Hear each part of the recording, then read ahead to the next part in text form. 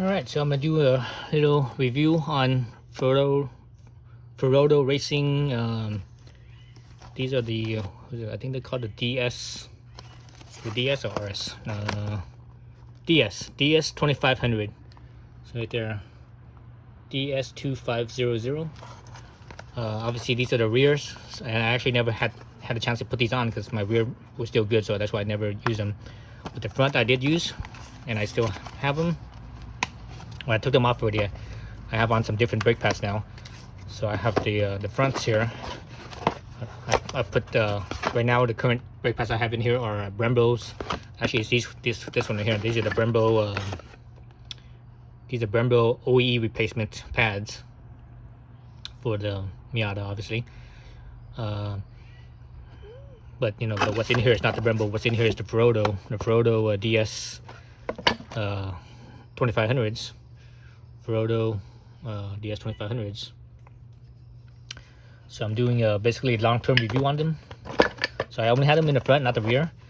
So I'm gonna talk about about these, what I like about them and what I don't like about them. Let's start off with what I do like about them. What I like about them is that they're very strong, and I never had them fade or feel basically overheat, any type of overheating, fading or whatever. They always work really well.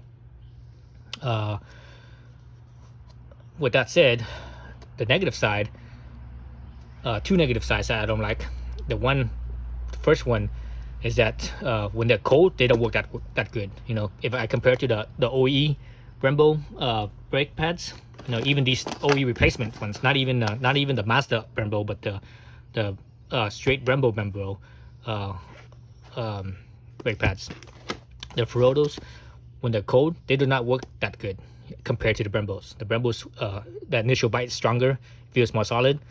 But when the Ferodos gets warmed up, they actually get stronger as they get hot. That's why, for my purpose, my intent and purpose for Miata is basically a back roads car or a or GT GT car setup, basically GT Grand Touring setup for when I'm taking road trips and such.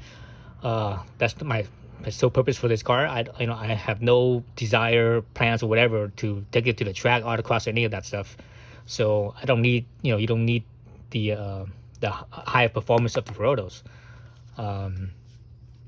With that said, the Ferodos on, say, for example, daily driving, when you're not really using the brakes that hard, the Ferodos are weaker because they never get hot enough to get stronger. So that's the downside to the Ferodos. But when they do get warmed up, and when I'm driving through the mountains and driving fast and spirited, driving through the mountains more aggressively, the Ferodos get hot enough that they work much. That's stronger than the stock Brembos, obviously, and they're even stronger than the replacement OE Brembos. These ones actually, I don't think these replacement Brembos are as good as the Mazda Brembo pads. But I'll do another review on that. Back to the Ferodos. So yeah, so when they do heat up, they're real good, real strong, never faded. Fantastic, actually. So not for daily driving.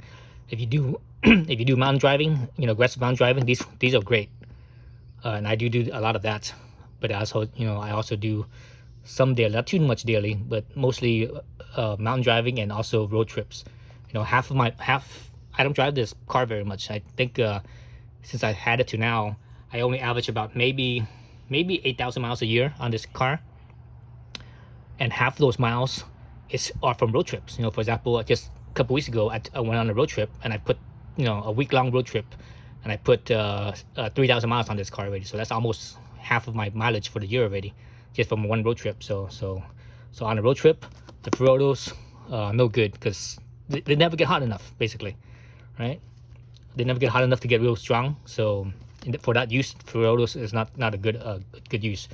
But if you just mountain driving, like the other half of my mileage is from mountain driving, in that case the Ferodos are good, but only when I start to get when they start to get hotter. So towards the beginning of the mountain driving, when the bikes are still colder, they don't work that great. Then when they get hotter, that's when when the brakes get hotter, that's when they work better and they work really great.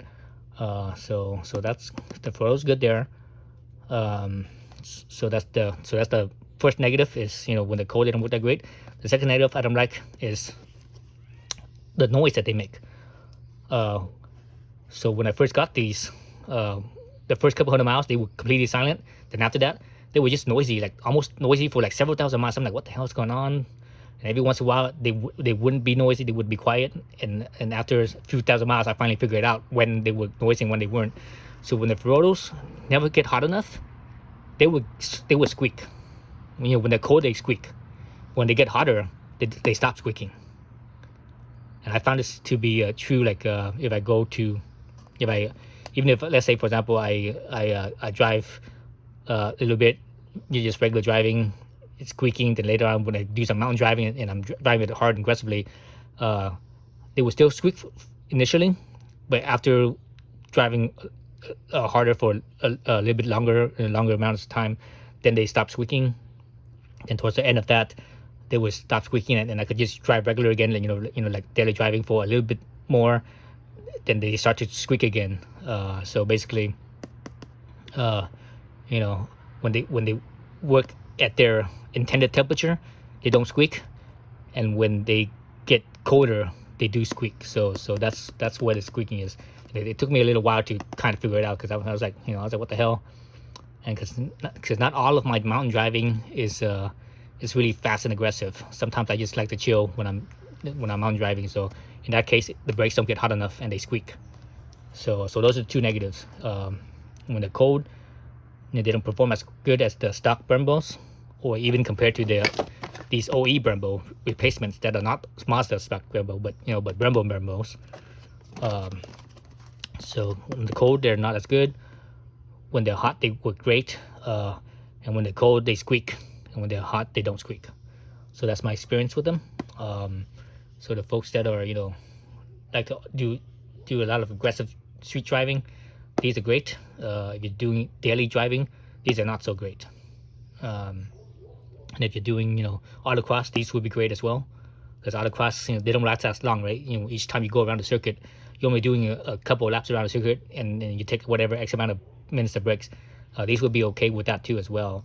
For track use, this would be okay if you're not getting your car specifically for track only. If you have a car for track only, you might want even hotter, higher performance, hotter running brake pads versus these ones. But you know, I have no intention on track whatsoever, or autocross or any of that stuff. All I care about is twisty mountain driving, back roads driving, and road trips. You know, grand touring driving. So these are a little bit overkill for that stuff, I think. Unless all you're doing is just straight up aggressive mountain driving, then these would be actually also really good as well. So that's my review of these. So these rear ones I never use. So they're brand new, so I can't really say much about the rear. But the front, I could say obviously, because these ones I have here are used. You know, I've used these for, let's see how many miles now. I can't remember. I've used these for one whole tire life on one of my tires. So at least that much. If not, is it one tire or two tires? I forget. You know, my tires don't last very long anyway. So the last tire I had only lasted about 6,000 miles.